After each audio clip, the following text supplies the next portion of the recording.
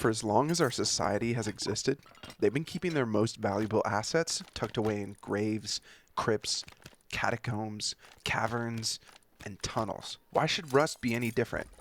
What I'm about to show you may seem shocking. And if you do have any children with you, please link them my YouTube so they can sub as well.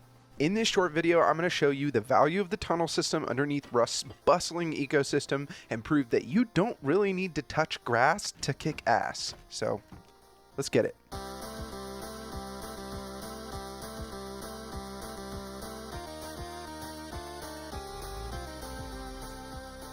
Before we begin, let's talk about what I'm taking into tunnels, how I'm getting there, and what the barrier of entry is to begin for anyone unfamiliar with how it looks. Here's what I'm taking, which by many standards, including my own, is severely overkill, but I'm geared and in a good spot, so better safe than sorry. I'm taking an AK with about 5 clips of ammo, 10 medical syringes, a decent kit with a wolf hoodie, pants, and a jacket, extra fuel, extra space, which is very important, something to smack with, and 0 cloth because I literally have none and I'm in shambles, and that's why I'm doing this. I'm going to take my camper, which by no means do you have to, and honestly I think it's a dumb idea. It's slower, it gets stuck a lot, you have to repair it. Just go down there and take the trains. I'll explain later. I'll be entering through the vehicle entrance since I can't bring my camper down the elevator, but as you can see there are many entrances to the tunnels all over the map. With all that said, you can easily grab a crossbow and a ton of bandages with burlap gear, play it extremely slow, and still clear through the tunnels taking shots at a decent range.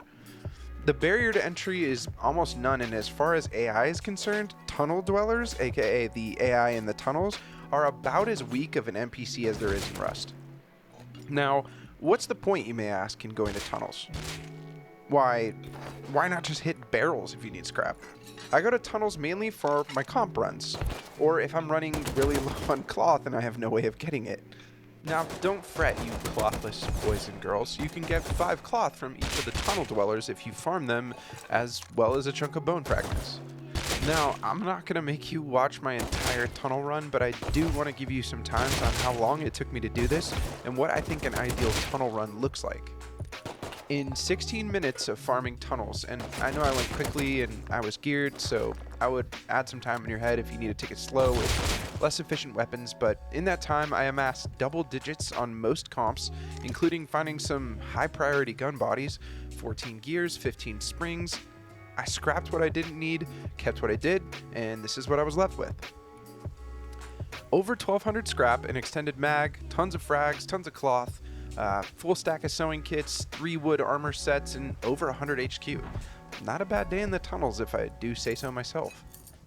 In a perfect world, you and a friend would go down there with some SARs or P2s early on. You take the train, which you can find through the maintenance rooms, or if you look at the maps on these little inlets on the track, in whatever loop you can find back to your base, and you stop by somewhere to scrap unnecessary stuff on the way back. If you're feeling a little sketched out by having all this stuff, you can always stop an outpost and scrap safely there at 40% efficiency. Anyway, that's it for me on this one. Thanks for watching. Peace.